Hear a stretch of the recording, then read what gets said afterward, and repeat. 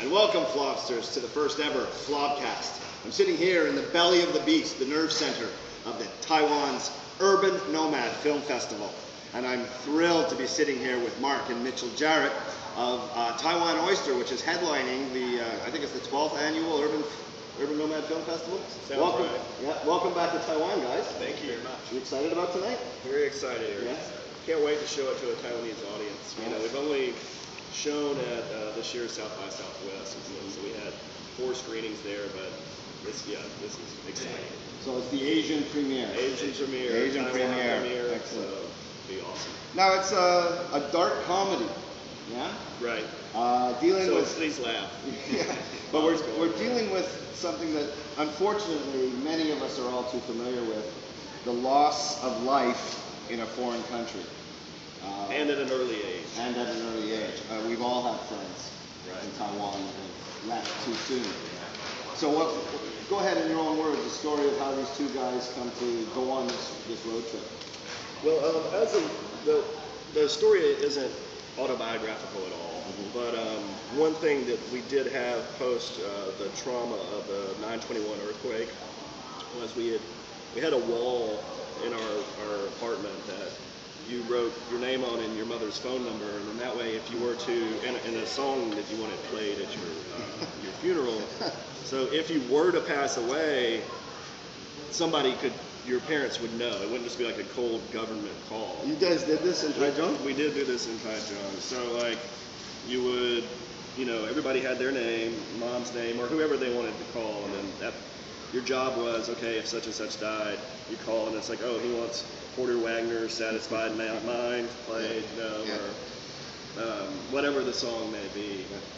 So we took that idea and incorporated it into this story where this person that they didn't know at all passed away, but who happened to be, for one of our themes to work is the concept of land, family, place. It happened to be from the same part of the U.S. as the main character, the American South. Okay.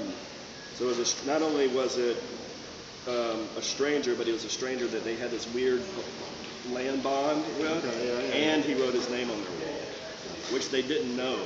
And they didn't even know if he knew what it meant to have his name on their wall, but that's where the sort of the duty kicks off. It's like all of a sudden they feel, because their vow to each other with this wall, that they have this duty to this stranger to bury him, because there's no number, he has no family, there's nobody to call, but there is a song, So that's where that. And this kicks off the road trip. That kicks off the road trip. And on their journey, they run into Taika gangsters and beetle-nut girls and everything that we've come to hold dear. Right. We wish we could put more. We wanted to have more just Taiwan in there, but it was an hour and 48-minute film, and we had to concentrate on the story, this specific story of these two guys, their personal journey, their version of the Taiwan experience, with our theme. So we had more. The director's cut would be about 3 hours long. Isn't it always? Yeah. Great. It had the beetle nuts. We need a lot of beetle nut girls. I don't even know that. I think they all got cut out. But we had them chewing beetle nuts. We had them slapping beetle nut girls. There was so much more that was in karaoke. The karaoke, which got put on the cutting room floor. Now the east coast of Taiwan figures quite prominently. Yeah, absolutely. And I don't think the world really understands just how beautiful it really is. Hopefully they'll see it. Yeah. I myself just had my first experience after 12 years of being in Taiwan. No way. Yeah, I drove down to Chinese New Year to go dive at the Hammerheads. Dude. Man, I was there. We're leaving Pollyanna at 8 in the morning, so I got the beautiful morning ride down. And it is truly spectacular. Oh, yeah. So that's kind of thrilling to me that this film is coming out to expose what I've just gone through on my road trip. Yeah. There was and I think that piece of road is special to a lot of people. Yeah. There was a person, Taiwanese American guy, who came to I think it was our second or third screening at South by Southwest. He approached me afterwards. And he was like, I grew up in the States, but my family's Taiwanese, and we go back to visit occasionally. And my brother and I went back for my grandmother's funeral, and they drove down that road. I mean, so like for him, it was driving to his grandmother's funeral, and they wrote a song about it. It was a very important thing. So there's something magical to a lot of people about Definitely that, for me that as well. stretch It's of a highway. gorgeous. And anybody that hasn't been down the East Coast, you got to make the trip. Even if you got to get on your 150 Kimco. Yeah.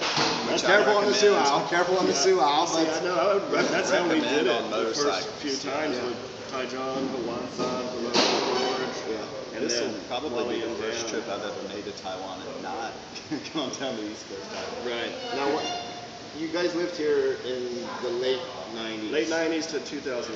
And then you came back. When did you do the filming here? We came back with a scout, what? 09, March 09, So a 10-year March gap. 10, and then In your press I came back spec- a few times in between. Mark, I think, did have an 8-year gap. In your press releases, you talk about how it used to be the wild, wild East. Now, I know, I came in 2000 myself, but I don't see that aspect has changed that much. Do you think it has? You know, There's a lot more foreigners here than I see anyway, I would say. there's more foreigners. There's more of a, and these are all. It's progress. You know, I'm not saying this with any negative connotation to it. There's more of a police presence. You think so? Like in those days. Hey, police, you still haven't given me a ticket. Learn to speak English. I remember one friend telling me one time that he saw a guy so drunk riding his scooter that I don't know that I want this story out there. It's only gonna on be Formosa. That the guy fell over onto and was leaning over on a car like this, and he walked over and was trying to take his keys from him. Yeah. And then a police officer showed up, got mad at him and had him give the keys back to the drunk guy. Yeah. And the drunk guy goes on his way. And I guess it's a little Darwinistic in the sense of like, hey, it's 4 o'clock in the morning. If this guy's going to drive into something and kill himself, then Yep. Survival of the fittest. thinning of the herd. Yeah, the thinning of the herd. And there was something to that sort of freedom, like, an example I've always used in trying to describe it to other people, and it doesn't work. It never gets the idea across. It's like you can ride on the trains here, at least at that time, and you could open a window. Yeah. It's like you're responsible for your fate. Instead of like a government that's protecting you from all these things. It's not a nanny state. Yeah, that's for sure. it's like you have the freedom to do these things. Like, I mean, again, why is it so special? You can stick your hand out the window of the train. I don't know, but it's cool that you can open a window on a train, and it's your decision. It's your decision. I don't know if that makes any sense. I think one of the funniest things I've that's seen what I mean by that the wild, wild captured East. that was some old lady had just come back from getting her hair all beefed up, and she was riding the scooter, holding her helmet above her head. Oh yeah, you have to wear helmets now. Yeah, well, not so much in the south, and it's still only like a 500 NT fine, so yeah, it's not that much. And then you got to put your seatbelts on. You do have to put your Beetle seatbelt. That's light new, rules. but then we're Beetle just light stands coming out of for an election, right? So Right. things will change as things settle down. Influences, punk rock to country and western. Faulkner to Poe. Right. You've described this as macabre and grotesque, and that sings Edgar Allan Poe. Poe was actually there used to be a scene where they talked about Poe, but yeah, not so much anymore. The punk rock thing. There's a friend of ours who lived here back in those days named Kenton Harmer, and he and I were eating soup dumplings in New York this summer. And I was explaining to him like the whole filming process. He was like, "Oh, you guys are doing like the punk rock version of filmmaking. It's just a bunch of people that kind of have a common idea, a lot of passion and balls, you know, and you're out there making something happen." And so, like the punk rock aspect is more of a feeling and attitude. So the music of the film isn't The And more music of a, isn't, and more of no. a Fugazi style punk than a real Straight edge. Yeah. Well, Maybe not the straight music edge. is all country Americana, pretty much. Which like John Denver. not that country, but more like there's a lot of more like Mickey Newberry. There's a Bobby Bear song. There's a lot. Neil. You're losing me. Yeah, We got both kinds, country and western. Exactly. You'll recognize some of the songs, but they're like, you know, we're audiophile nerds, and so like our country roots go pretty deep. I think it's appropriate for the film and the soundtrack. And we've gotten so far nothing but compliments on that. So, well, I'll be your harshest critic on that because I don't like country. Yeah, a lot of people don't, and then it's not the super twangy country that most people think of. It's Although more you like think of it as being folk, probably. Folk, but it's not Americana folk. you would consider to be folk. I promise to go into the screening tonight with an Open mind. Yeah, Good, you're going to please. let you know. I'm excited for you to see it. Now, you two brothers, Right. director, producer, Right. co-writers, but the director-producer relationship on any set is probably the most tenuous. Being brothers, did that help or hinder your relationship? You seem to be laughing. Oh, I think I think it was a good thing. I mean, obviously there's stresses, but we sort of like delineated duties, and we're like, okay, this decisions will go this way for this type of thing, and this way for that type of thing. We split them up, and Mitch did a lot of the not only producing but production design on so like setting up the sets, and a lot of times he was playing forward.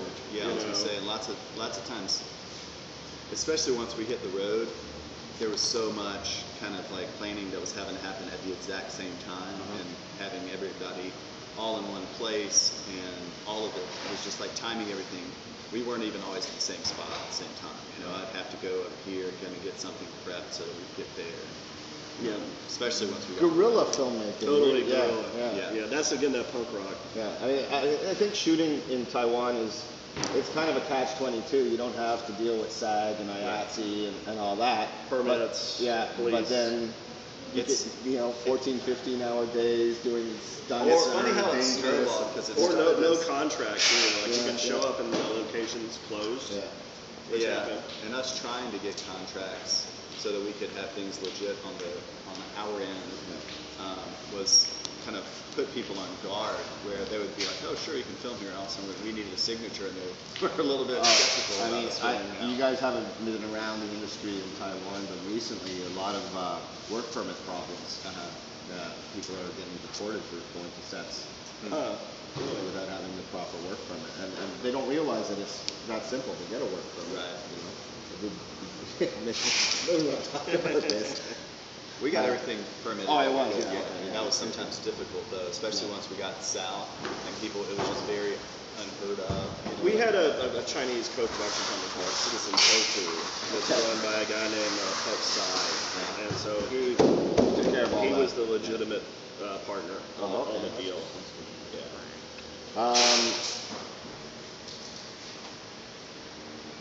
There was one more thing I wanted to ask. Anything else you guys want to say? Not like we opened it up. For me, it's exciting to show it to this audience tonight. And we really appreciate Sean and Dave bringing us over here and giving us this opportunity. It's going to be Urban It's come Nomad. full circle now. Yeah, it seems to have such a symbiosis. Urban Nomad and this road movie. Right. I remember what I wanted to say. The idea of the wall. Let's do our own wall. Yeah. Right now. If we don't make it through. Oh, okay. Okay. Gosh, Where do you want it? Where do you want to be buried? And what song do you want? You didn't get to choose where. It was the song. Just the song? I- Well, we're not going to give out our mom's phone number. So Yeah, where do we want to go? Given What the song? search. Where do you want to? Where in Taiwan do you want to be laid to rest? And what song do you want to play here? Where in Taiwan? That's a really tough one.